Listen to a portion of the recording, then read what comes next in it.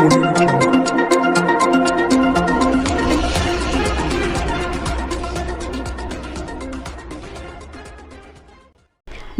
आदाब। आसनसोल टाइम्स में आप सभी का स्वागत है। मैं आफरीन हाजिर हूं आज की अहम न्यूज बुलेटिन के साथ। खबरों की तरफ रुख करेंगे, लेकिन उससे पहले sponsored by decor wallpaper and को sponsored by RLK nursing home. विद्रोही कवि काजी नजरुल इस्लाम की 123वीं जयंती के मौके पर गुरुवार को आसनसोल के आश्रम मोड़ इलाके में आसनसोल नगर निगम की तरफ से एक कार्यक्रम का आयोजन किया गया। यहां नगर निगम के मेयर विधान उपाध्याय, चेयरमैन अमरनाथ चैटर्जी, अभिजीत घटक, वसीमुल हक, रबीउल इस्लाम, गुरदास चैटर्जी सहित तमाम गणमान्य लोग मौजूद थे। इसके अलावा काजी नजरुल परिवार से सोनाली काजी भी उपस्थित थी। यहाँ गायकों ने काजी नजरुल इस्लाम की रचनाओं को प्रस्तुत किया। कार्यक्रम के दौरान अपना वक्तव्य रखते हुए मेयर विधान उपाध्याय, चेयरमैन अमरनाथ चैटर्जी, अभिजीत घटक, वसीमुल हक सभी ने भारत की आज़ादी के जंग में काजी नजरुल इस्लाम की लेखनी को याद किया और कहा कि उनके द्वारा लिखी गई कविताओं ने देश प्रेम का वो जज्बा पैदा किया जिससे ज़्यादा लोग जंग आज़ादी से जुड़े।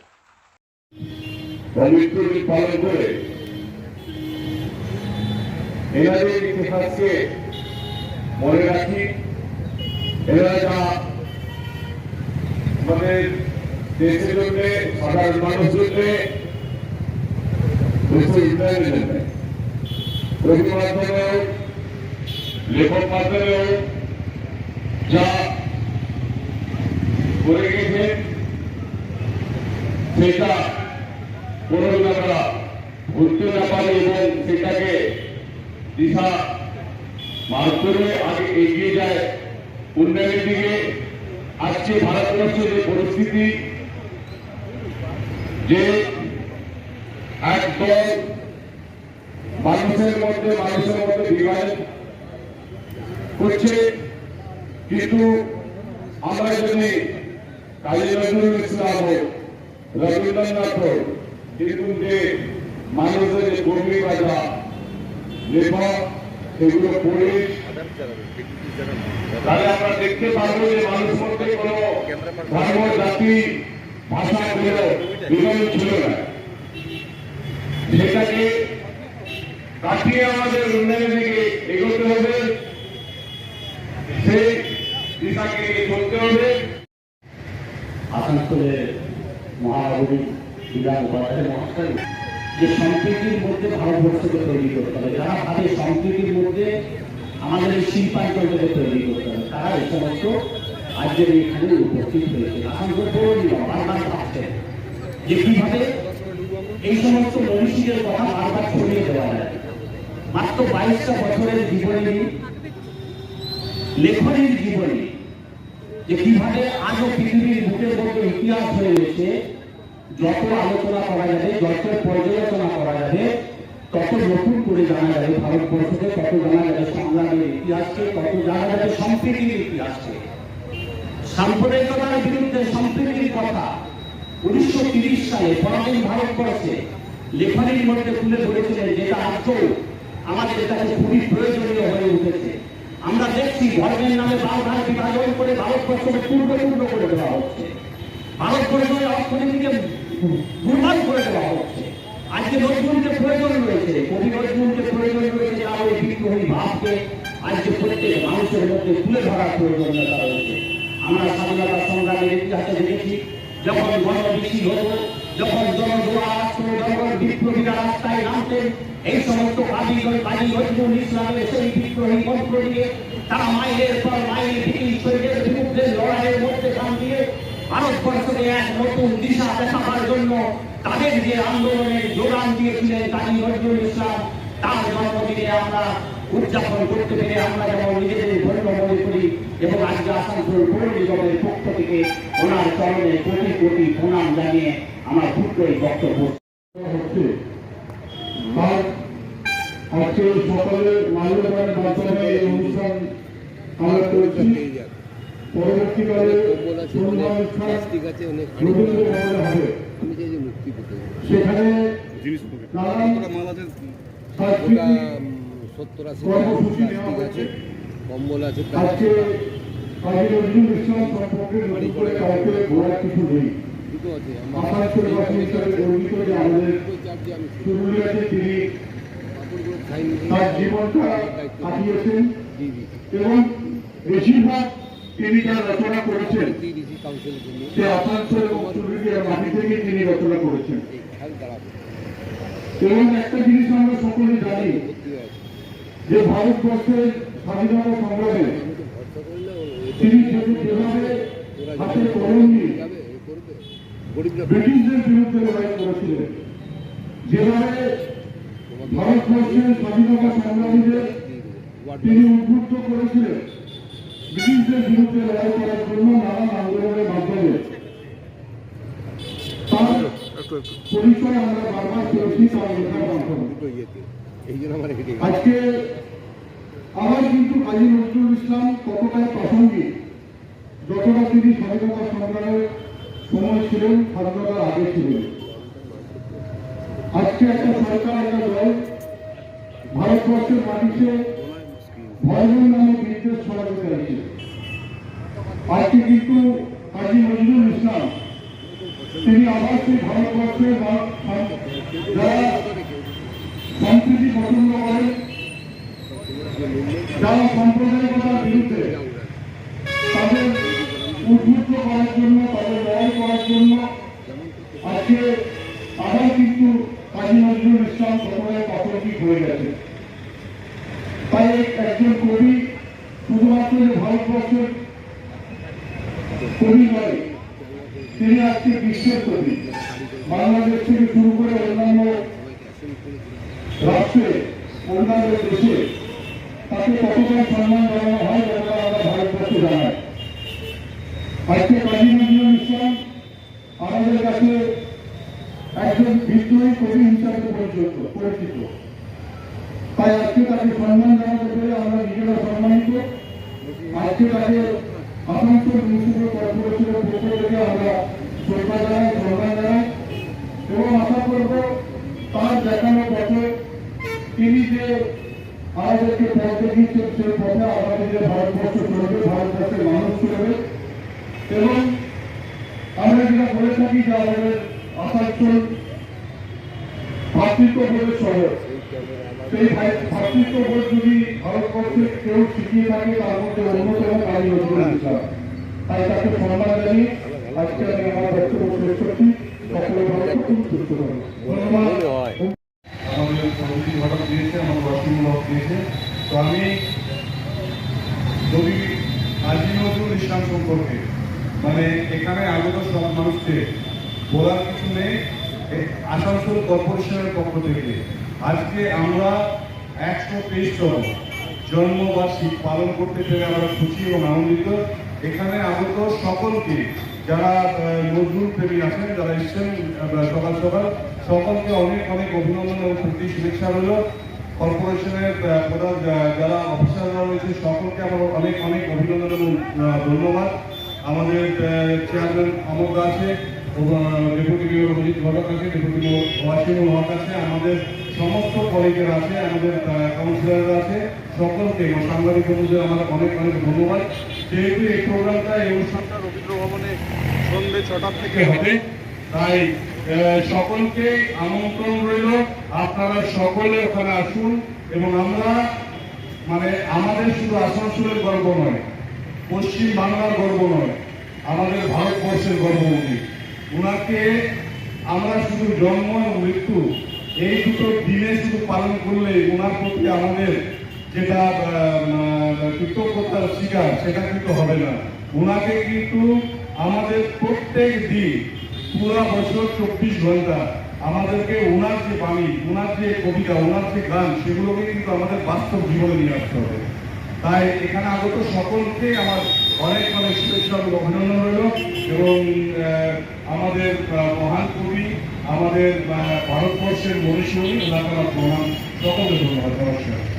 रानीगंज के सियारसोल इलाके में स्थित पीएन मालिया अस्पताल में एक मरीज की मौत के बाद उनके परिजनों ने इलाज में लापरवाही का आरोप लगाते हुए विरोध जताया।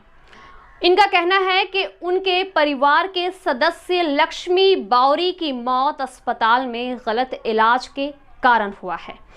प्राप्त जानकारी के अनुसार पांडेश्वर के हरिग्राम इलाके की रहने वाली लक्ष्मी बौरी को मंगलवार को अस्पताल में भर्ती कराया गया था। उनके पेट में काफी दर्द था।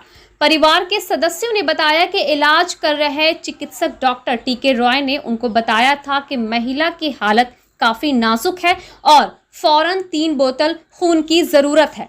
परिवार के सदस्यों ने दुर्गापुर के एक निजी अस्पताल से 3 बोतल खून की व्यवस्था की। उसके बाद बुधवार को महिला की बच्चेदानी का ऑपरेशन हुआ था। परिवार के सदस्यों ने संवाददाताओं को बताया कि बुधवार को भी डॉक्टर टीके रॉय ने और 2 बोतल खून का जुगाड़ करने को कहा था। परिवार के सदस्यों ने किसी तरह 1 बोतल खून का जुगाड़ किया और कुछ डोनर को लेकर आए, लेकिन अस्पताल की तरफ से बताया गया कि तब तक लक्ष्मी बौरी की मौत हो चुकी थी। अस्पताल की तरफ से उनकी मौत की वजह दिल का दौरा पड़ने को बताया गया। हालांकि लक्ष्मी बौरी के परिजनों का कहना है कि लक्ष्मी बौरी की मौत इलाज में लापरवाही की वजह से हुई है। उन्होंने बताया कि जब भी चिकित्सक ने खून का इंतजाम करने को कहा था, उन्होंने क्या, चिकित्सक ने यहाँ तक कहा था कि उनकी हालत स्थिर है और पहले से बेहतर हो रही है, तो अचानक ऐसा क्या हुआ कि उनकी मौत हो गई। परिजनों ने इलाज में लापरवाही के लिए चिकित्सक टीके रॉय की सजा की मांग की। वहीं जब हमने चिकित्सक टीके रॉय से बात की तो उन्होंने कहा कि महिला के पेट में काफ़ी दर्द था और उनकी बच्चेदानी का ऑपरेशन होना था। उनके शरीर में खून की मात्रा काफ़ी कम थी। यही वजह है कि पहले 3 बोतल फिर 2 बोतल और खून चढ़ाने की ज़रूरत पड़ी। डॉक्टर ने बताया कि महिला की हालत सुधर रही थी, लेकिन अचानक दिल का दौरा पड़ने से उनकी मौत हो गई। हालांकि पूरे घटनाक्रम के बाद जब हमारे संवाददाता ने मृत महिला के परिजनों से बात की तो उन्होंने बताया कि चिकित्सक से उनकी बात हो गई है और चिकित्सक ने स्वीकार किया है कि इलाज में गलती हुई है और वो 5 लाख का मुआवजा देने को राजी है। বলছে আমার মা চটপট করছে, ডাক্তার বাবু আসুন আমার মায়ের কাছে। ডাক্তার উঠে দুধ খেয়েছে, আমার কোনো কথাই শুনছে না। ডাক্তার বলছে ভগবান কাটা কবে যা হবে কবে গো বাজার কি রাজ্য করবে না। সিসিটিভি ক্যামেরাগুলো দেখান। ও মেরে দিলে আমার মাটা উনি যা মেরে দিলে। ডাক্তার নাম কি আছে? ও ডাক্তার মেরে দিলে। ডাক্তার নাম কি? জানবে অফিসারকে দেখান। ডাক্তার এসে আছে। অফিসার এসে অফিসার জানবে। ওর পড়ালেখা জানি না। ছিল কালকে ভর্তি হয়েছিল। আচ্ছা আচ্ছা, কালকে ভর্তি হয়েছিল, কালকে ভালো ছিল, রাতেও ভালো ছিল। কি অপারেশনে নিয়ে কি অপারেশন হতো? বলছিল অ্যাপেন্ডিক্স। অপারেশন হয়েছে? অপারেশন করেছে। আজকে যে ভুল ট্রিটমেন্ট করেছে, ভুল অপারেশন করে মেরে দিলে আমার মাকে। ওকে এতবার বলছে ডাক্তার বাবু এমনি করছে, মা ছটফট করছে, তনচেট করছে, আসুন ডাক্তার বাবু। তখন বলছে না, এখন বলছে ঠিক আছে। আজকে দিয়েছে আর দুধ রুটি খেয়েছে বসে বসে। অফিসার জানে, অফিসার এসে তো আপনার বিয়ে হয় যিনি, কি নাম? লতা বাউরি। আমার নাম লতা বাউরি। মায়ের নাম কি আপনার? মায়ের নাম লক্ষ্মী বাউরি। বাড়ি ঘুরি। এই সিচুয়েশন যে ডাক্তারবাবু বলছে হ্যাঁ, বলছে সব কিছু ভালো হয়ে যাবে, কোনো টেনশন করার দরকার নেই। আমি ডাক্তারবাবু বললাম, মানে উনি পুরো ডাক্তারবাবু বলেছিল বলছে কোনো টেনশন করতে হবে না, আমার দায়িত্ব যখন দিয়েছ তখন কোনো টেনশন করতে হবে না। আমি ডাক্তারবাবু জোরহাত করে পায়ে ধরেছি। ডাক্তারবাবু জিজ্ঞেস করবেন তো কোনো ভুল যেমন না হয়ে যায়। তো বলছি না, কোনো ভুল হবে না, আমরা ভালোভাবেই করবো। একটা ডাক্তার তো একটা ভগবানের মতন। এবার ডাক্তারের কাছে আমরা এসেছি যাতে মানুষটা বেঁচে যায়, সেইভাবে এসেছি। সে যেই ডাক্তার হোক, যেই হসপিটালে হোক, নাকি ডাক্তার একটা, তো সেইভাবে আমরা ডাক্তার কাছে এসেছি। ডাক্তার যদি ভুল ট্রিটমেন্ট করি, যদি মানুষটাকে মেরে দেয়, তাহলে আমরা কী করবো বলুন? দাবি করছেন কি ট্রিটমেন্ট গাফিলতি? ডক্টর ট্রিটমেন্ট আমার একটাই ভুল যে ডাক্তারকে আমরা বলেছিলাম যে ডাক্তার ব্লাড কম আছে, তো এই মানে ব্যবস্থা হবে তো কিছু ভালো হবে তো। বলছে হ্যাঁ, ডাক্তার কিন্তু রিস্ক নিয়েছিল। বলছে হ্যাঁ ব্লাড আছে, 3 বোতল ব্লাড দিলে আমাদের মানে কাজ কমপ্লিট হয়ে যাবে। তো আমরা ডাক্তারবাবুকে তাও বলেছি আমরা 3 বোতল ব্লাড আমরা জোগাড় করবো, দরকার বলে এক্সট্রা আর বোতল জোগাড় করবো, কিন্তু আমাদের যেমন আমার যেমন পেশেন্ট যেমন সুস্থ থাকে, তো সেইভাবে ভর্তি হয়েছিল। ভর্তি হয়েছিল পরশু, কালকে না, কাল ভর্তি হয়েছিল। কালকে ভর্তি হয়েছিল কটা নাগাদ? কালকে ভর্তি হয়েছিল তোমার 11টা কি 12টা সকাল থেকে। 11টা, হ্যাঁ 11টা 12টা। আপনারা কি চাইছেন এখন, কি বলছেন, কি চাইছেন? আমরা চাই যে ডাক্তারের যেমন শাস্তি হোক। ডাক্তার এই জিনিসটা আমাদের কেন ভুল করবে? আমরা এত আশা করি ডাক্তারের কাছে এসেছি, আর সেই আশাটা আমাদের। পেশেন্টের নাম কি ছিল? পেশেন্টের নাম লক্ষ্মী বাবু। বাড়ি? হরিগ্রাম। আপনার নাম? শরৎ বাউরি। আপনি কে হন? আমি ছোট জামাই। দেবে বলেছে 5 লাখ টাকা দেবো বলছে ডাক্তার। দোষটা কার? দোষটা ডাক্তারবাবু। তো তোমরা থানাতে এফআইআর করলে না কেন? থানাতে স্যার এফআইআর করেছিলাম। হ্যাঁ হ্যাঁ, তারা সব বুঝলে যে খেয়ে যখন মারা গেছে কেস যদি করিস তো কিছু পাবি না আমরাও, আর নাহলে কেসেই লড়তে হবে। তো সে ক্ষমতা আমাদের নাই। ডাক্তার কি নাম আছে? ডাক্তার কি নাম বললে? টিকে রায়। হ্যাঁ, টিকে রায়। ও কি বললেন? ও বললেন দেখো আমার দোষ হয়ে গেছে, আমি রং ট্রিটমেন্ট করে ফেলেছি। কত টাকা দিয়ে দিবে? হ্যাঁ, রং ট্রিটমেন্ট করে ফেলেছি। ডাক্তার স্বীকার করেছে এটা? স্বীকার করেছে। আচ্ছা, একটু ব্লাডের জন্য, এক বছর ব্লাড জন্য ব্লাড দিতে পারে নাই, ব্লাড দিয়ে স্যার দিয়েছিলাম। পেশেন্ট নাম কি? পেশেন্ট নাম লক্ষ্মী বাউরি। আপনার কি নাম? আমার নাম সারপদ বাউরি। কোথা বাড়ি? বাড়ি হচ্ছে ভুল ফারফরি। क्या घटना हुआ? আচ্ছা, ঘটনাটি কি ঘটেছিল? ঘটনাটা হয়েছিল আমাদের পেশেন্ট লক্ষ্মী বাউরি, তার পেটে ব্যথা হয়েছিল, বেশ কিছুদিন থেকে পেটে ব্যথা ছিল। अच्छा, ये पेशेंट जो है लक्की बोरी कहाँ का है? ভুড়িগ্রাম, ভোলিগ্রাম। পাণ্ডবেশ্বর থানা এলাকা ভুড়িগ্রাম। হাত তো লাগ হ্যাঁ। তারপর ভর্তি কবে হয়েছিল এখানে? ভর্তি হয়েছিল পরশু। আচ্ছা, কোন ডাক্তারের আন্ডারে? টিকে রায় আমি। আচ্ছা, ট্রিটমেন্টের দরুন উনি কি বলেছিলেন? কন্ডিশন? ট্রিটমেন্টের ধরুন উনি বলেছিলেন যে ব্লাড কম আছে, হিমোগ্লোবিনটা কম আছে, হিমোগ্লোবিন 7.9 আছে, T5 এরকম কিছু একটা বলেছিলেন। তারপরে বললেন যে 3 বোতল ব্লাড লাগবে। 3 ইউনিট ব্লাড আমরা যথারীতি দুর্গাপুর বিবেকানন্দ থেকে ম্যানেজ করে নিয়ে এসে বোতল এনেছিলেন? 3 বোতলই। আচ্ছা, 3 বোতল দেওয়া হয়েছে। 3 বোতল দেওয়ার পর ব্লাডটা পরশু থেকে চলছে, কন্টিনিউ আজ অবধি চলেছে। চলার পর আজকে ডাক্তারবাবু ফোন করলো আমাকে যে আজ অপারেশন হবে 12টার সময়। 12টার সময় অপারেশন হবে। আমরা মোটামুটি 1:30-2টার সময় পৌঁছে গেছি হসপিটালে। অপারেশন হয়ে বেরোলো। তারপর ডাক্তারবাবু বললেন যে আরও কি অপারেশন ছিল? হিস্টেক্টমি, বাচ্চাদের নিয়ে অপারেশন। আচ্ছা, তারপর বললেন যে আরও 2 বোতল ব্লাড লাগবে। টোটাল 5 বোতল, 3 বোতল আগে 3 বোতল আগে 3 বোতলের কথাই ডাক্তারবাবু বলেছিলেন। তারপরে বললেন যে আরও 2 বোতল লাগবে। 2 বোতল আমরা জোগাড় করতে পারিনি, সেই হিসেবে 1 বোতল আমরা সঙ্গে সঙ্গে ডাক্তারবাবু বললো যে 1 বোতল। ডাক্তারবাবু বললেন যে ঠিক আছে 1 বোতল হলেই হয়ে যাবে। হয়ে যাওয়ার পর তারপর আবার রাত্রে বলেছেন যে আরও ব্লাড 2 বোতল লাগবে, আরও ব্লাড দরকার। পেশেন্ট তখন আমাদের মানে খারাপের দিকে যাচ্ছে। এরা ফোন করছে আমাদেরকে, আমরা ব্লাডের জন্য ছোটাছুটি করে বেড়াচ্ছি। হঠাৎ ব্লাডের জন্য লোক টোক নিয়ে এসে আমরা এখানে ডোনার হিসেবে নিয়ে এসেছি 3-4 জনকে। নিয়ে আসার পর আমরা টানাতে যাবো এবার, তখন শুনছি যে এক্সপায়ারি করে গেছে পেশেন্ট। আচ্ছা স্যার, তো বলেন हार्ट अटैक হয়েছে, যিনি ট্রিটমেন্ট डॉक्टर का कहना है कि हार्ट अटैक हुआ। आप लोग के क्या दाबी है? আপনারা কি মনে করছেন এই বিষয়ে? আমাদের মনে হচ্ছে যে রং ট্রিটমেন্টে এটা হয়েছে। Wrong treatment. रंग में ब्लड क्या नाम हुआ आपका? আমার নাম काजी फजल। হ্যাঁ, काजी फजल। और जो डॉक्टर ट्रीटमेंट कर रहा था क्या नाम है? जो ट्रीटमेंट किया था उसका नाम है टीके राय। पेशेंट का नाम? पेशेंट का नाम लक्ष्मी बाउरी। अच्छा, पेशेंट आप कौन हुए? पेशेंट के गांव का आदमी है। गांव का आदमी। क्या नाम हुआ आपका? मेरा नाम काजी फजल है। মেজরিয়া হতো, মেজরিয়া হতে 7.5 গ্রাম হেমোগ্লোবিন হয়। তারপরে ওটা 3 বোতল ব্লাড ওরা থেকে এনেছি, কী করে বিবেকানন্দ থেকে 3 বোতল ব্লাড। তা 3 অপারেশনে কোনো ব্লিডিং নেই, কিছু নেই। দিয়ে পেশেন্ট কি অপারেশনের জন্য এসেছিল? মানে বাচ্চার ঘর বার করা। আচ্ছা আচ্ছা আচ্ছা। তা ওখানে ব্লিডিং হয়নি। তারপরে এখানে দুপুর থেকে ভালো আছি, আমি বলেছিলাম 2টো ব্লাড নিয়ে এলে ভালো হয়। তারপরে একটা ব্লাড এনে দিল, বলছি পাচ্ছি না আমরা ব্লাড। কি গ্রুপের ছিল স্যার? B positive. पेशेंट कहाँ का था? पेशेंट उखड़ा का ना क्या है, उखड़ा को तो बोल नाम क्या नाम? हाँ, पेशेंट का नाम क्या है? कीड़ा बोलो, कोई नहीं बोल। तुम नहीं जानते? लक्ष्मी बावली। क्या नाम है? लक्ष्मी बावली पेशेंट का नाम है। অ্যাডমিট কবে হয়েছিল স্যার? অ্যাডমিট কালকে না, তার আগের দিন। টোটালি চেক আপ ছিল, মানে কন্ডিশন বোঝা যায়নি কি? হ্যাঁ, ভালো ছিল বাটি। হঠাৎ স্যার এরকম হলো, কি বুঝলেন আপনাদের ডাক্তারি প্রসেস অনুযায়ী? ওটা হার্ট অ্যাটাক হলো। আচ্ছা, हार्ट अटैक हुआ, ये आपका कहना है। क्या नाम हुआ आपका? डॉक्टर टीके रहा। डॉक्टर टीके राय। हॉस्पिटल? हॉस्पिटल पीएच मालिया, उसके बाद आंदोलन।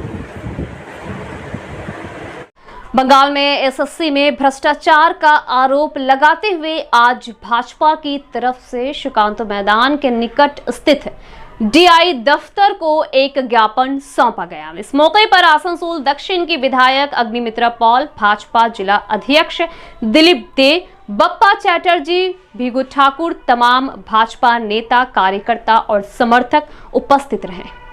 भाजपा नेताओं ने राज्य की ममता बनर्जी सरकार पर शिक्षकों की नियुक्ति में भ्रष्टाचार का आरोप लगाया। उन्होंने कहा कि पूर्व शिक्षा मंत्री पार्थ चैटर्जी को सीबीआई द्वारा बार बार बुलाया जा रहा है। इसी से साबित होता है कि दाल में कुछ काला है। और बंगाल में शिक्षकों की नियुक्ति में व्यापक घोटाला हुआ है। तकरीबन आधा से 1 घंटे तक चले विरोध प्रदर्शन के दौरान भाजपा नेताओं और कार्यकर्ताओं ने राज्य के तृणमूल कांग्रेस सरकार पर निशाना साधते हुए कहा कि जब से इस सरकार का गठन हुआ है तभी से शिक्षा सहित हर क्षेत्र में टीएमसी के नेता भ्रष्टाचार में लिप्त हैं। उन्होंने कहा कि जिस तरह से योग्य प्रत्याशियों को वंचित कर पैसे के एवज में शिक्षकों की नियुक्ति की गई है वो शर्मनाक है। भाजपा द्वारा आज जो कार्यक्रम किया गया उसका नाम चोर धरो जेल भरो रखा गया था। अग्निमित्रा पॉल ने अपने भाषण में टीएमसी के आला नेताओं के साथ साथ आसनसोल में लंबे समय तक डीआई रहे अजय पाल पर भी भ्रष्टाचार में लिप्त होने का आरोप लगाया। उन्होंने कहा कि एक व्यक्ति एक ही स्थान पर 20 साल डीआई के पद पर कैसे रह सकता है। इसके उपरांत अग्निमित्रा पॉल के नेतृत्व में भाजपा का एक प्रतिनिधि मंडल ने डीआई दफ्तर को एक ज्ञापन सौंपा। ज्ञापन सौंपकर पत्रकारों से बातचीत करते हुए अग्निमित्रा पॉल ने कहा कि आज वर्तमान डीआई को एक ज्ञापन सौंपा गया जिसके जरिए आसनसोल में भी नियुक्ति में भ्रष्टाचार का आरोप लगाया और उसकी जांच की मांग की। उन्होंने कहा कि अगर इन सभी मुद्दों की जांच नहीं की गई तो आने वाले समय में भाजपा की तरफ से पूरे आसनसोल को ठप कर दिया जाएगा। अग्निमित्रा पॉल ने कहा कि अदालत द्वारा आरोपी मंत्रियों को कैबिनेट से हटाने का आदेश दिए जाने के बावजूद ममता मंत्रिमंडल में उनको बाहर रखा गया है। इससे साबित होता है कि इस पूरे भ्रष्टाचार की जड़ कहां तक गई है। যে পশ্চিমবঙ্গে যে এসএসসি দুর্নীতি হয়েছে, রিক্রুটমেন্ট বা নিয়োগ নিয়ে যে দুর্নীতি হয়েছে তার মধ্যে টিএমসির প্রাক্তন আমাদের সরকারের প্রাক্তন শিক্ষামন্ত্রী পার্থ চট্টোপাধ্যায় এবং আরেক মন্ত্রী পরেশ অধিকারী তিনি যুক্ত। কোর্ট থেকে অর্ডার দেওয়া হয়েছে যে তাদের যেন আর মন্ত্রিত্ব ডিপার্টমেন্টে যেন না রাখা হয়। কিন্তু খুব অবাক ব্যাপার যে এখনও আমাদের মাননীয় মুখ্যমন্ত্রী তাদেরকে কিন্তু মন্ত্রিত্বর বা ডিপার্টমেন্ট থেকে সরাননি। আজকে ক্যাবিনেট রিশাফল আছে, সেখানে দেখার বিষয় যে মাননীয় মুখ্যমন্ত্রী কী ডিসিশন নেন। কোর্টের অর্ডারও উনি মানছেন না এবং আমার দৃঢ় বিশ্বাস যে উনি ক্যাবিনেট রিশাফলেও এনাদেরকে সরাবেন না। কারণ আপনারা জানেন যে কান টানলে মাথা আসে, মাথাটাকে এখানে আমরা সবাই জানি, নবান্নের 14 তলায় যিনি বসে আছেন সেই কারণেই বোধহয় উনি সরাতে ভয় পাচ্ছেন। আর এই এসএসসি দুর্নীতিতে আমাদের জেলা, আমার বিধানসভা আসানসোল দক্ষিণও এই দুর্নীতি থেকে আলাদা নয়। এইখানেও যে সরকারি স্কুল রয়েছে এবং গভর্নমেন্ট ফান্ডেড যেসব স্কুল রয়েছে তার মধ্যে মিশনারি স্কুলও রয়েছে, সেইখানেও কিন্তু দুর্নীতি হয়েছে। কারণ আমরা দেখতে পাচ্ছি, শুনতে পাচ্ছি একই বাড়ি থেকে হাজব্যান্ড ওয়াইফ দুজনেই চাকরি পেয়েছে। কি করে সম্ভব? যারা যোগ্য তারা আজকে কলকাতার রাস্তার ধারে বসে ঝড়ে জলে তারা আন্দোলন করছে, আর যারা পরীক্ষাতেই বসেনি তারা পশ্চিমবঙ্গে চাকরি পেয়ে গেছে। যারা মোটা টাকার অঙ্কের টাকা দিয়ে পিছনে দরজা দিয়ে ঘুষ দিয়ে যারা ঢুকেছে তারা পেয়ে গেছে। তো এই দুর্নীতি চলবে না, মানব না। আর এখানকার যে ডিআই ছিলেন মিস্টার পাল, লাস্ট 20 বছর ধরে উনি একই পজিশনে ছিলেন, রিসেন্টলি ট্রান্সফার হয়েছেন। ওনাকেও যেন তদন্তের মধ্যে আনা যায়। এই স্কুল, এখানকার গভর্নমেন্ট স্কুল, এখানকার গভর্নমেন্ট এডেড স্কুলের সাথে সাথে মিস্টার পাল এক্স ডিআই তাকেও যেন তদন্তের মধ্যে আনা হয়। কারণ আমার দৃঢ় বিশ্বাস তিনিও এই দুর্নীতির সাথে যুক্ত। এটাই দাবি নিয়ে আমরা আজকে এখানকার যে ডিআই এখন নতুন এসেছেন তাকে আমরা আমাদের বক্তব্য জানিয়েছি। যদি স্টেপস না নেন আমরা বাধ্য হব আবার আন্দোলন করতে। আমরা আসানসোল জেলাকে স্তব্ধ করে দেব। সর্বস্তরে যা দুর্নীতি, সর্বস্তরে শিক্ষাতে যা যা দুর্নীতি হচ্ছে সব কিছু নিয়ে আমরা তদন্ত চাই এবং মহামান্য আদালত যা যা দিচ্ছেন রায় সেটাকে মানতে হবে। মাননীয় মুখ্যমন্ত্রী যদি মনে করে থাকেন যে সংবিধান, ভারতবর্ষের সংবিধান উনি মানবেন না, মহামান্য আদালতের রায় উনি মানবেন না, কারণ উনি মনে করেন পশ্চিমবঙ্গ বোধহয় ভারতবর্ষের বাইরে, সেটা আমরা হতে দেব না। আমরা আন্দোলনের মারফত আমরা কিন্তু আমাদের আসানসোল জেলাকে আমরা স্তব্ধ করে দেব।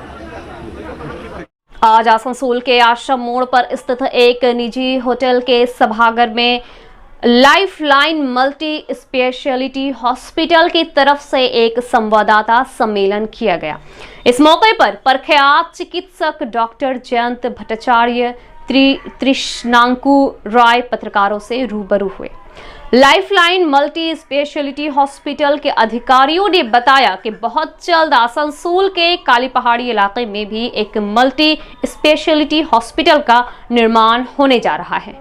उन्होंने बताया कि अत्याधुनिक चिकित्सा उपकरणों से लैस इस हॉस्पिटल में 750 बेड की व्यवस्था रहेगी। उन्होंने बताया कि इस हॉस्पिटल का शिलान्यास 29 मई को किया जाएगा। राज्य के कानून और लोक निर्माण मंत्री मलाई घटक इसका शिलान्यास करेंगे। इस हॉस्पिटल में दिल की बीमारी, गैस्ट्रोएंट्रोलॉजी, न्यूरोलॉजिकल समस्याएं सहित विभिन्न कठिन बीमारियों का इलाज किया जाएगा।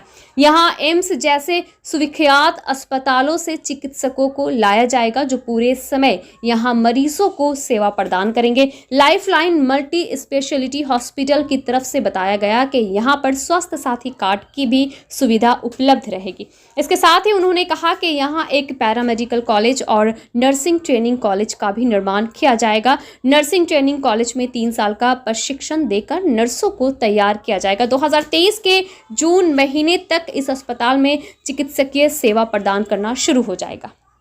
मेडिकल कॉलेज আমাদের তরফ থেকে যারা সংবাদ মাধ্যমের প্রত্যেক বন্ধু আমাদের এখানে হাজির হয়েছেন, আপনাদের সকলকে ধন্যবাদ জানাবার মতো আমাদের কাছে কোনো ভাষা নেই। আপনারা আজ যে আমাদের এখানে এসেছেন তার জন্য আমরা কৃতজ্ঞ। তার কারণ গত 2.5 বছরে করোনার সময় আপনারা যে সার্ভিস সারা আসানসোল দুর্গাপুর জুড়ে দিয়েছেন, আমাদের সমাজে দিয়েছেন, তার জন্য লাইফলাইনের তরফ থেকে আমরা আপনাদেরকে নতমস্তকে স্যালুট জানাই, আপনাদের সালাম জানাই। আপনারা জানেন যে দুর্গাপুরে একাধিক মাল্টি স্পেশালিটি, সুপার স্পেশালিটি হাসপাতাল গড়ে উঠেছে, কিন্তু আসানসোল বা একই সঙ্গে আমরা যদি বরাকর পর্যন্ত ধরি, আমরা এদিকে ডিশেরগড় পর্যন্ত ধরি, কোনো মানুষ অসুস্থ হলে তাকে অত্যাধুনিক চিকিৎসা পরিষেবা দেওয়ার ক্ষেত্রে তাকে যেতে হতো আসানসোল, এবং আসানসোল থেকে তারপর যেতে হতো দুর্গাপুর। এই মাঝের যে ডিস্টেন্সটা, সেই ডিস্টেন্সটা কিন্তু অনেকটা দীর্ঘ সময়। এই ভাবনা নিয়ে কালী পাহাড়ি এলাকায় নতুন যে হাসপাতাল, প্রায় 750 বেডের যে হাসপাতাল, 750 শয্যা বিশিষ্ট, আধুনিক শুধু নয় অত্যাধুনিক হাসপাতাল, সারা বিশ্বমানের যে ধরনের অত্যাধুনিক যন্ত্রপাতি এই মুহূর্তে স্বাস্থ্য পরিষেবায় ব্যবহার করা হচ্ছে, আমরা সেই ভাবনা নিয়ে এই হাসপাতাল গড়ে তুলতে চাইছি। তার পাশাপাশি এখানে প্যারামেডিক্যাল কলেজ এবং নার্সিং এখানে তৈরি হবে। এবং আপনাদের জানাই যে এই হাসপাতালটির যিনি মূল কর্ণধার তিনি হলেন ডাক্তার বাবু, তিনি আমার পাশেই রয়েছেন, জয়ন্তবাবু। জয়ন্তবাবুর সবচেয়ে বড় পরিচয় যে তিনি, তার একটু পরিচয়টা আপনাদের দিয়ে রাখি। জয়ন্তবাবু হলেন মূলত কলকাতায় বেড়ে ওঠা মানুষ, কিন্তু কলকাতা থেকে তারপর রহড়া রামকৃষ্ণ মিশন থেকে তার পড়াশোনা, এবং তারপর ধীরে ধীরে কলকাতা মেডিকেল কলেজ বিভিন্নভাবে তার এগিয়ে চলা। একটা সময় বেশ কয়েক বছর ধরে তিনি একাধিক হাসপাতালের তিনি প্রধান কর্ণধারের দায়িত্ব পালন করেছেন, এবং তারপর মানুষের যে জীবন ঘুরপাক খায়, সেই ঘুরপাক খেতে খেতে তিনি এসে উপস্থিত হন আপনাদের রানীগঞ্জের আনন্দলোক হাসপাতালে। সেখানে তিনি তার পেশাগত যে চিকিৎসা ক্ষেত্রে জীবন তা তিনি শুরু করেন, এবং সেই সময় তার মনে হয় যে চিকিৎসা ক্ষেত্রে তিনিও যদি আরও একটু এগিয়ে আসেন, তাই তার সহকর্মী, তার বন্ধুদের নিয়ে সেখানে যে একটি হসপিটাল আছে রয়্যাল কেয়ার, আপনারা জানেন, সেই হাসপাতালে তিনি যাত্রা শুরু করেন। তারপর তার মনে হয়েছিল যে তিনি এককভাবে শুধুমাত্র হাসপাতাল নয়, সামাজিক ক্ষেত্রে যাতে হাসপাতালকে সামনে রেখে কিছু কাজ করা যায়, একজন চিকিৎসক হিসেবে যে দায়িত্ব এবং যে কর্তব্য, যে বোধটা তিনি তার জীবনের প্রথম দিন পেয়েছিলেন চিকিৎসা পরিষেবা শুরু করার ক্ষেত্রে একজন চিকিৎসক হিসেবে, সেই ভাবনাটা তিনি রাখেন।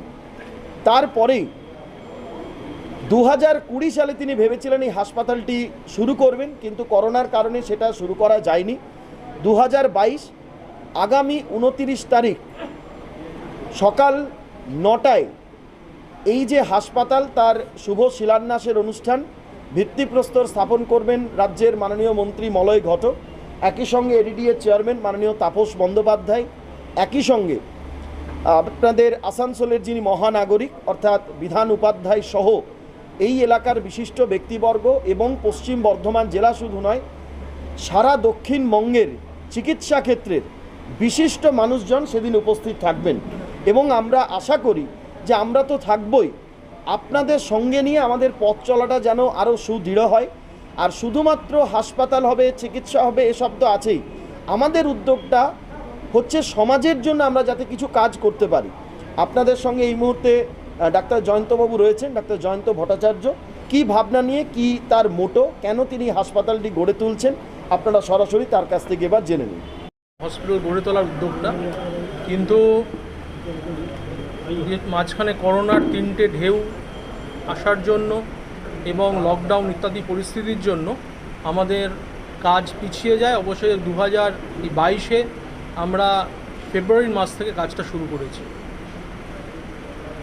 এই প্রজেক্টটা 4টে ভাগে বিভক্ত আছে। এখন এইটা যা ছবি আপনারা পিছনে দেখছেন, এটা যে পার্ট 1। পার্ট 1-এ আমরা 350 শয্যার হাসপাতাল গড়ে তুলছি। পাশে 2টো বিল্ডিংয়ের অলরেডি স্যাংশন এসে গেছে। সেখানে আরও 400 বেড, মানে টোটাল 750 বেডের হসপিটাল, তার সঙ্গে নিজস্ব ব্লাড ব্যাঙ্ক এবং ডক্টরদের থাকার ব্যবস্থা। একই সাথে আমাদের থার্ড প্রজেক্টে চলে আসছে প্যারামেডিক্যাল কলেজ এবং নার্সিং কলেজ। এখন নার্সিং কলেজ এদিক ওদিক অনেক গড়ে উঠছে, কিন্তু আপনাদের জানিয়ে দিতে চাই এই নার্সিং কলেজ 3 বছরের যে গভর্নমেন্টের অ্যাফিলিয়েশন নিয়ে যে নার্সিং পড়ানো হয়, এটা সেই নার্সিং 6 মাসের কোর্স নয় বা এএনএম কোর্স নয়, এটা প্রপার জিএনএম এবং বিএসসি নার্সিংয়ের কোর্স এবং টেকনিশিয়ান কোর্সও সব 3 বছরের, 6 মাসের কোনো ক্র্যাশ কোর্স নয়, উইথ প্রপার গভর্নমেন্ট ব্যাকআপ। আর লাস্ট প্রজেক্টে আমাদের থাকছে মাদার অ্যান্ড চাইল্ডের জন্য খুব ইমপ্রুভ একটা mother and child care, advanced NICU এবং বিভিন্ন স্পাম ব্যাঙ্ক ইত্যাদি যে ফেসিলিটিগুলো এদিকে কোথাও নেই, সেগুলো আমাদের গড়ে তোলার পরিকল্পনা রয়েছে। ইচ্ছা নয়, এটা অলরেডি এরপর প্রজেক্টের কাজ চলছে এবং খুব শীঘ্রই এর কাজ চালু হবে। নমস্কার। প্রতিটি ক্ষেত্রে আমরা একটু হৃদয়ের কথাটাকে বেশি বলতে ভালোবাসি, কিন্তু কার্ডিয়াক বেস ছাড়াও স্পেশালাইজেশন আর কি থাকবে লাইফলাইন হসপিটালে, স্যার আমার মনে হয় সেটা সংবাদ মাধ্যমের কাছে একটু পরিষ্কার হয়ে যাওয়া দরকার। দুর্গাপুরে যে সমস্ত হসপিটাল গড়ে উঠেছে বা যারা কাজ করছেন তাদের মেনলি কিন্তু কার্ডিয়াক বেস, অর্থাৎ কার্ডিওলজিটার ওপরই তারা বেশি গুরুত্ব আরোপ করে থাকেন। ওয়ারাস আমাদের কিন্তু শুধু কার্ডিওলজির ওপর গুরুত্ব নেই, আমরা specially trauma care, অর্থো, spine, neurosurgery এবং সবচেয়ে বড় গ্যাস্ট্রো। আমাদের কিছু হলেই সবাই হায়দ্রাবাদ দৌড়ে গ্যাস্ট্রোর জন্য। সুতরাং আমরা গ্যাস্ট্রোর ওপর খুব বড় কাজ করার জন্য ভালো ডাক্তার নিমহ্যামস থেকে এবং অন্যান্য দিল্লি এইমস থেকে তারা আমাদের এখানে যোগদান করেছে। স্যার আরেকটা জিনিস হচ্ছে একটু আমরা ক্লিয়ার করে দিতে চাই সংবাদ মাধ্যম প্রতিনিধিদের কাছে স্যার, যে এখনও পর্যন্ত ওয়েস্ট বেঙ্গলে যে কোনো মানুষ যে কোনো বিশেষ একটু অসুস্থ খুব বেশি হলে আমাদের একটা প্রবণতা আছে স্যার, যে একেবারে ব্যাঙ্গালোর কিংবা চেন্নাই সেই সমস্ত জায়গায় গিয়ে চিকিৎসা করানোর, দিল্লির এইমসে গিয়ে চিকিৎসা করানোর। আমাদের স্যার যেটা মোটো, যে শুধুমাত্র বর্ধমান, দুর্গাপুর, আসানসোল বা বাঁকুড়া বা বীরভূমের নয়, সমগ্রভাবে ওভারঅল দক্ষিণবঙ্গ এবং রেস্ট অফ কলকাতা যে সমস্ত মানুষজন যারা অত্যাধুনিক যে চিকিৎসা ব্যবস্থা সেটা স্যার আপনার লাইফলাইনে পাবে। কি এমন চিকিৎসা পরিষেবা স্যার, সেটা আমার মনে হয় একটু সংবাদ মাধ্যমের সামনে পরিষ্কার করে দেওয়া, যে আর কিন্তু কলকাতা নয়, আর চেন্নাই কিংবা ব্যাঙ্গালোর নয়, এখন একটাই ঠিকানা হবে রাজ্যের এবং দক্ষিণবঙ্গের, তা হলো লাইফলাইন। দেখুন, এখানে একটা খোলাখুলি মতামত আমি ব্যক্ত করছি, সেটা হচ্ছে আমাদের পূর্ব ভারতের মানুষরা মেনলি সাউথ ইন্ডিয়ায় দৌড়োয় এমন মানে 3টে কারণ। একটা হচ্ছে খরচটা অত্যাধিক, মানে প্রচণ্ড বেশি খরচের মুখে পড়তে হয় না, একটা লিমিটেড খরচটা। নাম্বার 2, ভালো ব্যবহার ডাক্তারবাবুদের পান। এবং নাম্বার 3, ডাক্তারবাবুরা রোগটাকে এবং হসপিটাল রোগটাকে ক্লিয়ার করে বুঝিয়ে বলে যে আপনার এই রোগ হয়েছে, তার জন্য এইটা করতে হবে। যেটা আমরা মনে হয় পূর্ব ভারতে আমরা পিছিয়ে আছি, ডাক্তারবাবুরা চট করে মুখ খুলতে চান না। তো এই জায়গাগুলো আমরা ওভারকাম করব।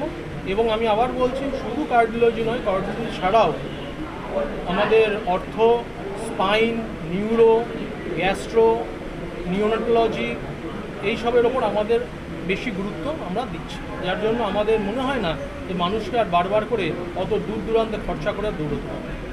আচ্ছা, আপনাদের যদি কোনো প্রশ্ন থাকে আপনারা কিছু হাসপাতাল রয়েছে যেখানে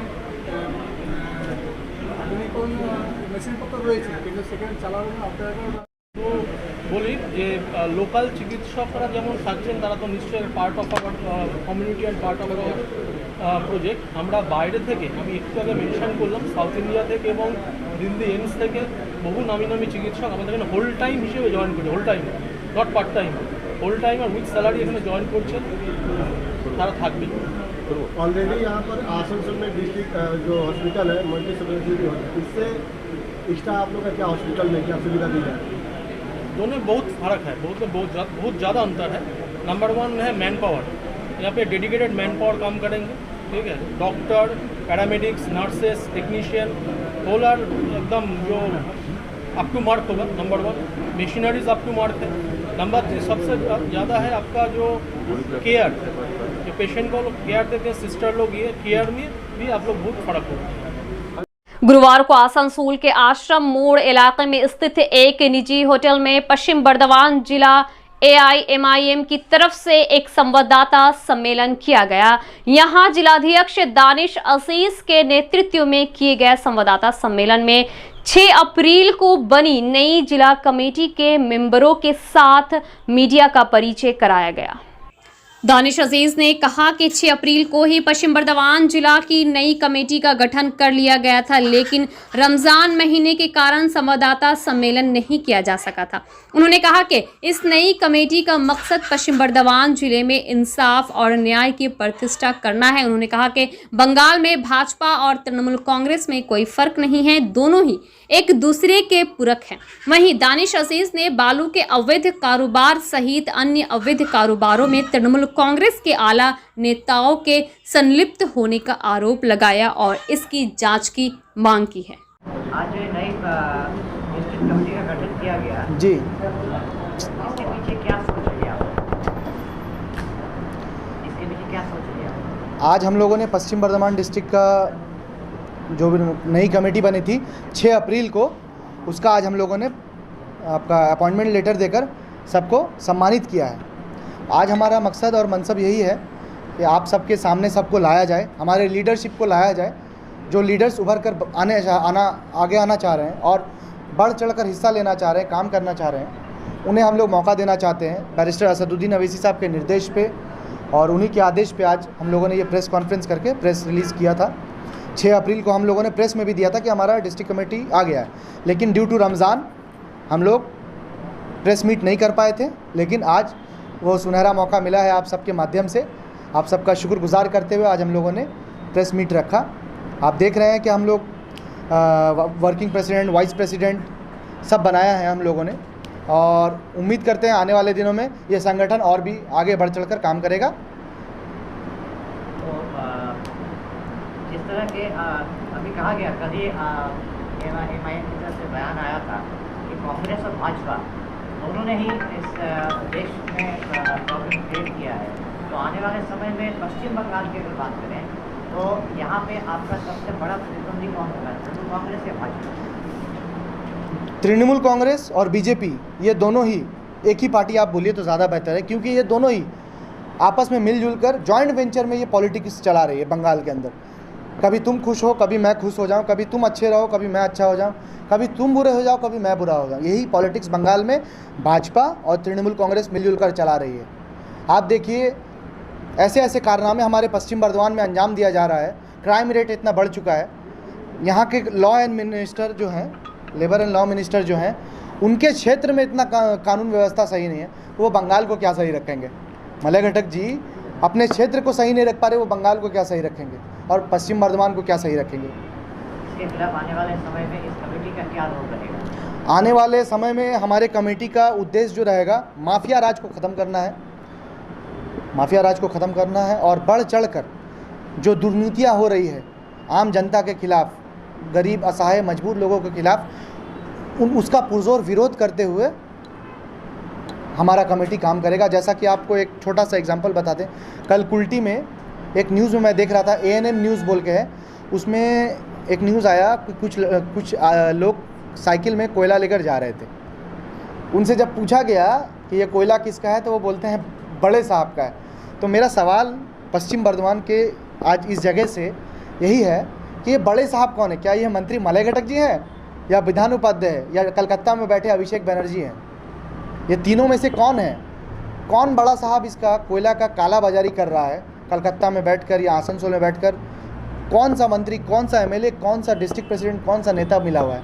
इसका जवाब मैं आप लोग मीडिया कर्मियों के माध्यम से इनके मांगना चाहता हूं, और इसी उद्देश्य के साथ कि माफिया राज बहुत जल्दी एमआईएम ख़त्म करने की कोशिश करेगी इंशाअल्लाह ताला, और आने वाले दिनों में हम अच्छा काम करेंगे। रेल पार में जो नोटिस दिया गया है उसके मुताबिक आपका क्या? रेल पार में जो नोटिस दिया गया है 25 तारीख को तोड़ने की बात थी, 25 तारीख को तोड़ने की बात थी, लेकिन हमारे पश्चिम बर्धमान डिस्ट्रिक्ट ऑल इंडिया मजलिस इत्तेहादुल मुस्लिमीन की पूरी कमेटी तैयार थी कि वो लोग आंदोलन तो करें, वो लोग तोड़ने तो आए, उसके बाद हम लोग भी देखते हैं क्या कर सकते हैं, लेकिन ऐसा कोई एक्टिविटी उनके सामने से नहीं आया, जिसकी वजह से हम लोगों ने भी खामोशी इख्तियार करके रखा हुआ है। जब वक्त आएगा तो फील्ड पे आपको पता चल जाएगा कि हम क्या कर सकते हैं। हमने डीआरएम से सबसे पहले डीआरएम से हमने मिला है, पश्चिम बर्धमान डिस्ट्रिक्ट ऑल इंडिया मजलिस इत्तेहादुल मुस्लिमीन, उसके साथ मेरे वाइस प्रेसिडेंट एमडी इफ्तिखार आलम के साथ मैं मुलाकात किया था डीआरएम साहब से, तो उन्होंने कहा था नवंबर महीना में एक नॉर्म्स आया है जिसकी वजह से हमको स्कूल, कॉलेज, हॉस्पिटल सब कुछ तोड़ना पड़ेगा। तो बात रही अब रेल पार की आवाम की, तो रेल पार की आवाम के साथ, इवन हर एक लोगों के साथ मैं कल भी था, आज भी हूँ और हमेशा रहूँगा।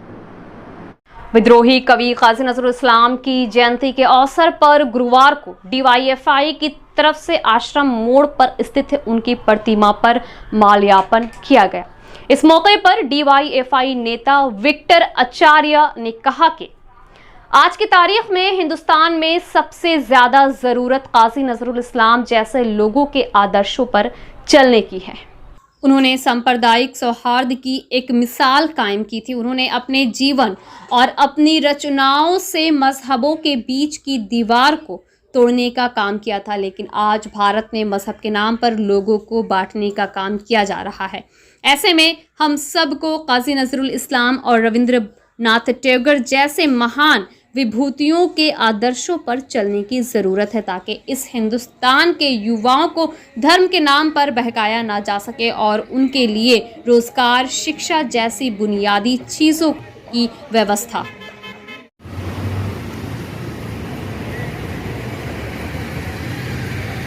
আজকে কাজী নজরুল ইসলামের জন্মজয়ন্তী আমাদের জন্য এক হচ্ছে যে তাৎপর্যপূর্ণ দিন। আমরা যারা ভারতবাসী হিসেবে গর্বিত, আমরা কাজী নজরুল ইসলামকে এভাবেই মনে রাখতে চাই। যখন এই সময়কালের মধ্যে ভারতবর্ষে জাতের নামে বজ্জাতি চলছে, তখন আমরা সেই কবিকেই হচ্ছে যে মনে রাখতে চাই, যিনি তার কলমে লিখেছিলেন জাতের নামে বজ্জাতি সব জাত জালিয়াত খেলছে জুয়া। জাতের নামে মানুষকে ভেদাভেদ করা, এটা আমরা পক্ষে নই। আমরা ভারতের গণতান্ত্রিক যুব ফেডারেশন এর তীব্র বিরোধিতা করি। আমরা মনে করি যে মানুষ সে হিন্দু হতে পারে, মুসলমান হতে পারে, শিখ হতে পারে, খ্রিস্টান হতে পারে, কিন্তু এই মানুষ সভ্যতাই হচ্ছে সবথেকে বড় সভ্যতা। মানুষের সব দিক থেকে বাঁচার অধিকার আছে। সরকারের তার দায়িত্ব নেওয়া হচ্ছে যে তার নৈতিক কর্তব্য, এবং সরকার যখন সেই দায়িত্ব থেকে নিজের হাত গুটিয়ে নিচ্ছে, যখন কারখানা বেসরকারিকরণ করছে, যখন কয়লা খনি বেসরকারিকরণ করছে, যখন বেকার যুবকের সংখ্যা দিনে দিনে আরও বৃদ্ধি পাচ্ছে, তখন এই সময়কালের মধ্যে দাঁড়িয়ে কাজী নজরুল ইসলামই হচ্ছে যে আমাদের, একাধারে রবীন্দ্রনাথ, একাধারে কাজী নজরুল ইসলাম, এই কাজী নজরুল ইসলামই হচ্ছে যে আমাদেরকে পথ দেখাবে, সঠিক দিশায় নিয়ে যাবে। আমরা এই কথাই মনে রাখতে চাই যে একই বৃন্তে দুটি কুসুম, হিন্দু মুসলমানের মধ্যে ভেদাভেদ নয়, হিন্দু মুসলমান সমস্ত জাতি ধর্মকে নিয়েই একটা সুন্দর দেশ, একটা সুন্দর ভারত গড়ার দিকেই, একটা সুন্দর রাজ্য গড়ার দিকেই হচ্ছে যে আমাদেরকে এগিয়ে যেতে হবে। একদিকে কেন্দ্র সরকার, একদিকে রাজ্য সরকার যে বিভেদের রাজনীতি সৃষ্টি করেছে, আমরা তার বিপক্ষে, এবং হচ্ছে যে আমরা মানুষের সার্বিক উন্নয়ন চাই। তাই আজকে কাজী নজরুল ইসলামের জন্মদিনে আমরা আমাদের ভারতের গণতান্ত্রিক যুব ফেডারেশনের পক্ষ থেকে আমাদের অন্তরের সশ্রদ্ধ প্রণাম তাকে হচ্ছে যে অর্পণ করলাম, এবং হচ্ছে যে আগামী দিনে তার দেখানো পথে আমাদের লড়াই আন্দোলনের একটা বৃহৎ অংশ চলবে। এই কটি কথা বলি আমি আমার কথা শেষ। আমার নাম বিক্রম। आसनसोल दुर्गापुर पुलिस कमिश्नरेट की तरफ से पूरे इलाके में शांति बनाए रखने के लिए और कानून व्यवस्था की स्थिति को दुरुस्त बनाए रखने के लिए लगातार प्रयास किया जा रहा है। इसी क्रम में आसनसोल दुर्गापुर पुलिस कमिश्नरेट के अंतर्गत विभिन्न थानों के द्वारा विभिन्न स्थानों पर समय समय पर नाका चेकिंग भी की जा रही है। आइए नजर डालते हैं जाहिद अनवर की रानीगंज से जाहिद अनवर की खास रिपोर्ट पे। हिंद दोस्तों, मैं हूं जाहिद अनवर और आप देख रहे हैं आसानसोल टाइम्स न्यूज़। इस वक्त मैं मौजूद हूं रानीगंज के पंजाबी मोड़। और जैसा कि हमारे पीछे आप देख पा रहे होंगे किस तरह यहाँ पे पंजाबी मोड़ के फाड़ी जो है उनके ऑफिसर यहाँ पे मौजूद है और यहाँ हर आने जाने वाली गाड़ियों को रोका जा रहा है, नाका चेक इन किया जा रहा है। और मैं बताता चलूँ कि रानीगंज में कई तरह के क्राइम हो चुके हैं और इस तरह के क्राइम को रोकने के लिए एडीपीसी की तरफ से भी बहुत कड़ाई कर दी गई ताकि यहाँ पर किसी किस्म की परेशानी ना हो, क्राइम ना हो। इसलिए यहाँ पे ये लोग मौजूद है और पूरी जानकारी के लिए मैं तस्वीर आपको दिखाऊंगा। बने रहे हमारे साथ आसानसोल टाइम्स में जाहिद अनवर। कवि नजरुल के जन्म जयंती के मौके पर जमुड़िया नंदी रोड स्थित शतवार्षिकी भवन में the life foundation social hand की ओर से एक रक्तदान शिविर का आयोजन किया गया। इस शिविर का शुभ आरंभ कवि नसरुल की मूर्ति पर माल्यार्पण कर किया गया। यहां पर आए सभी अतिथियों का स्वागत गुलदस्ता देकर एवं उत्तरीय पहनाकर सम्मानित किया गया। रक्तदान शिविर में कुल 60 यूनिट रक्त संग्रह किया गया। यहां ये रक्त संग्रह आसनसोल जिला अस्पताल के डॉक्टरों के द्वारा किया गया। इस संस्था के चेयरमैन शेख सदरुद्दीन ने कहा कि आज कवि नसरुल के जन्म जयंती के मौके पर यह कार्यक्रम किया गया। गर्मी के समय में रक्त की बहुत कमी हो जाती है, उस कमी को पूर्ण करने के लिए आज ये रक्तदान शिविर का आयोजन किया गया। जमुड़िया से शंभू अग्रवाल की खास रिपोर्ट।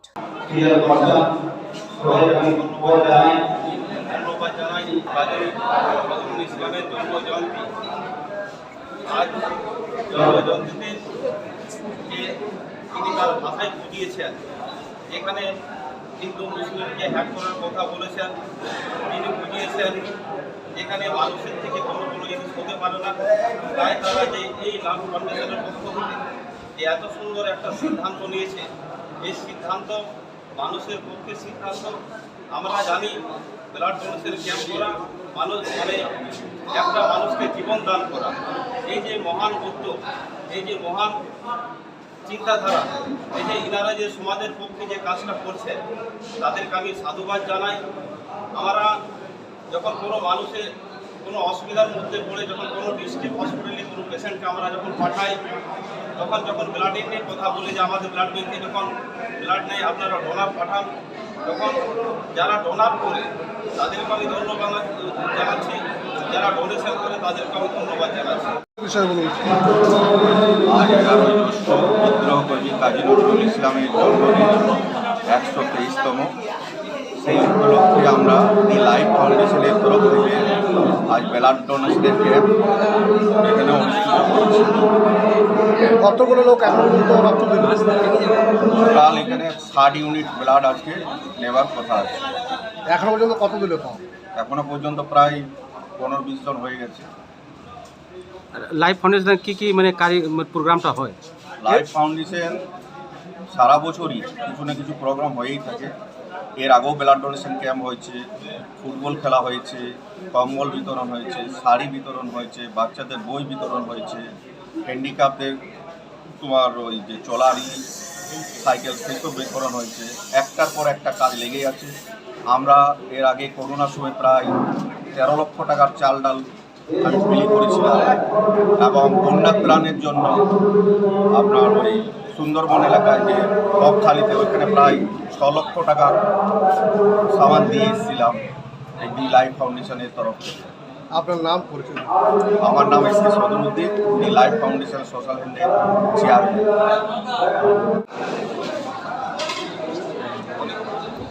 दादा, जो रक्तदान किया जा रहा है इसके उपलक्ष्य में आप क्या बोलना चाहेंगे? देखिए, जो रक्तदान शिविर का जो यहाँ पर लाइफ फाउंडेशन की तरफ से जो कर्णधार है सदरुद्दीन और उसका टीम टोटली है, जो महान एक उद्योग लिया है, इसीलिए उन लोग का हम धन्यवाद देना चाहते हैं।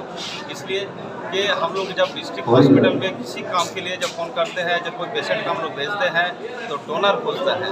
तो इसी साथ ये लोग जो लाइफ फाउंडेशन को पक्ष से जो सिद्धांत लिया है, ये हम लोग के लिए बहुत सुविधा होता है। और ब्लड का कमी जब महसूस होता है तो ये लोग हमेशा प्रोग्राम करते हैं, इसीलिए इन लोग का मैं धन्यवाद देता हूँ। बहुत सारे NGO जो सामने आते हैं, जो डोनेशन के लिए इस ब्लड कैंप लगाया जाता है, करता है, इस समाज के लिए अच्छा है, ये जनगण के लिए अच्छा है, ये सब के लिए अच्छा है, इसीलिए इन लोग का फिर से हम धन्यवाद जनाते हैं। आपका परिचय? हम काउंसिलर 4 नंबर वार्ड।